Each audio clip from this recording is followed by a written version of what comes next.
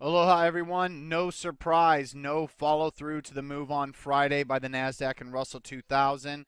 Once again, we decided to sell off. And as you can see, the low day was 50.2552 on Friday. We closed below that today on the NASDAQ. The only good news about today's session is that we weren't down 1 full percent, and volume was not only lighter than the day before, but also well below average. Not well below average according to MarketSmith, just below average according to Telechart. I get mixed data all the time, big deal. But the bottom line is that the oscillators on these indexes look like they're rolling over.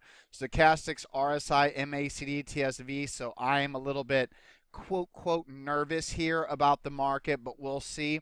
A lot of our holdings are still doing fine. I don't have a ton of sell signals tonight, though they did rip off left and right today intraday, and we'll go over those here in a minute. The Russell 2000, same similar situation. TSV, MACD, RSI, and Stochastics looks like it's trying to flatline out, but it kind of look like they're rolling over too. So while the Russell 2000 remains above the 50-day moving average, I am a bit nervous about it. But these indexes remain under buy signals, but they are the only ones. The S&P 500 continue to roll over. The good news, once again, small good news, is that volume was not only well below average, but lighter than the day before. Not only lighter than the day before, but well below average. All these oscillators are rolling over, but they're off their overbought condition. So a bounce could be expected. The 200-day moving average remains the very important line in the sand, but you can see the NYSE is close to breaking that. If it does, that goes under a sell signal. But the Dow Jones Industrial Average trying to catch up with the Dow Jones Transportation Average. Once again, if it goes below the 200-day moving average and closes below there, that will issue a sell signal. How will it do? I don't know, but the good news is that we still have a working DRV, working TZA, and working UVXY hedge, and we can always add to these if we continue to sell off, but they are looking pretty bad. And on that note, the Dow Jones Transportation Average, there's still no uptick really in the oscillators. RSI and Stochastics are trying, but MACD and TSV say that there's more to go.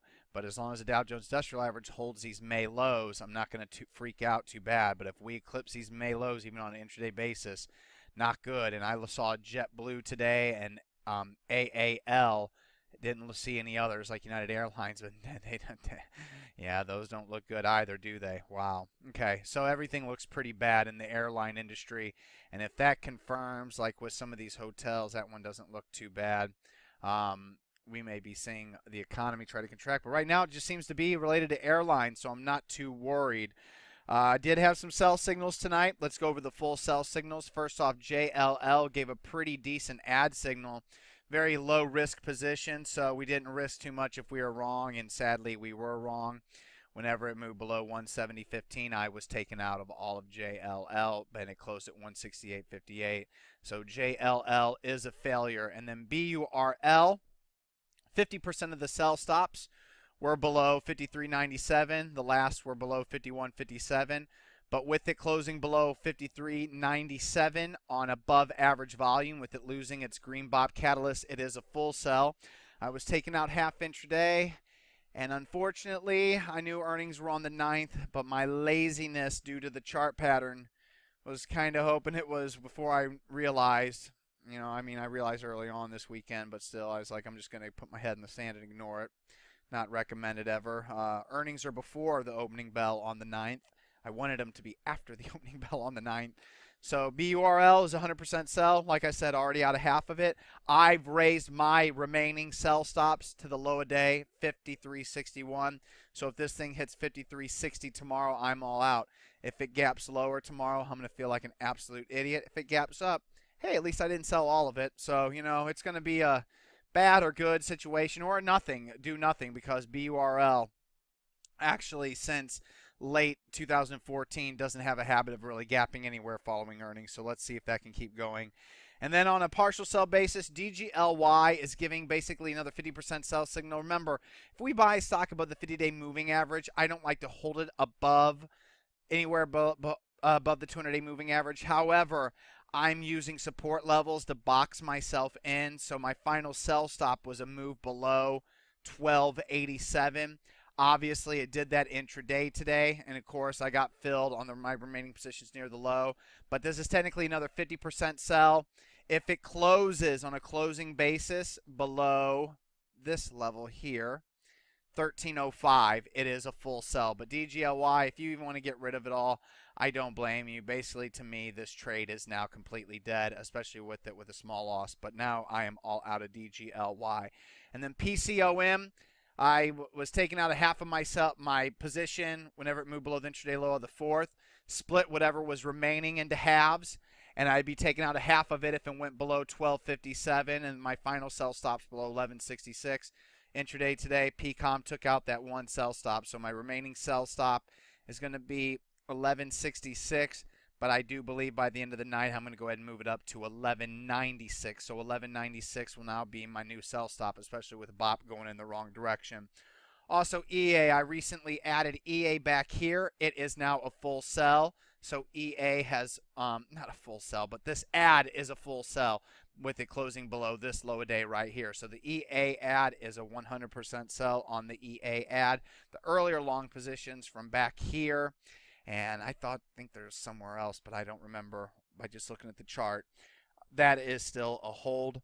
BSX hit 50% of my sell stops whenever it moved below this intraday low a day. However, on an end-of-day basis, it's closing below the 50-day moving average on above average volume with it losing stronger green BOP. So it is a 50% sell signal on the end-of-day basis. And then the dues, oh, wait, really quick, one more. IX. IX is kind of a strange one because I couldn't get filled on the first signal, which was here. So if you got filled on this signal here, which if you did, you got a market order, you could still be long with the final sell stop below 75.90. However, this is the long signal I got long, so my final sell stop was 77.12. As you can see, 77.13.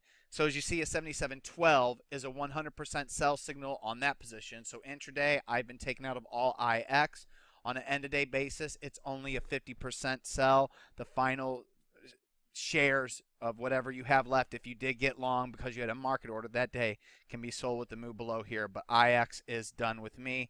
And the ugliest stock of the day, CBPO. What a shock. I am so glad now that I moved up my sell stops following this big up day, as I thought that it might go parabolic, but just in case it doesn't go parabolic, I want to have one sell stop on a third of the position below 111.30. My God, was that prudent, as this thing dove all the way to 103.62. So if you didn't have any sell stops raised, like I got very lucky, and I did only because I thought it was going to start going parabolic and I just start moving them up. It's definitely a 50% sell now. But now what I'm going to do is, I'm quite sure, yeah, but I think I'm going to split it back up into 33s again. 33, 33, 33%. Have another third go off if it moves below 103.62. Have another third go off if it moves below 95.11. And then have another third go off if it goes below 93.25.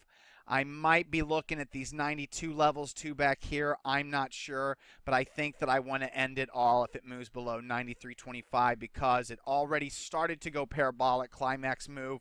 If we look at an arithmetic chart here, you can see it's out of hand, but unfortunately it's just reversed too much, and now some extremely defensive measures have to be taken because this is still one of my biggest positions in my portfolio. Running out of time, but two new long signals tonight. High quality, SBNY. In the CAN Slim scan, was in the new 52-week high scan on volume, and was also in my price volume BOP surge scan. If you go all the way back to 2012, you can see it's a part of a major, awesome, long-term uptrend, and these back-to-back pocket pivot point signal dates can't be ignored. If it doesn't move up immediately, first loss is below 140.03. The final loss is below 138.11. We don't even really risk a little bit. We only risk a little bit more than 2.5% on this one. And the same with the other one. KRNY is a bit speculative, but it was in the max green BOP for 5 days scan. It was in the daily huge volume price surge scan, and it was also my price volume BOP scan.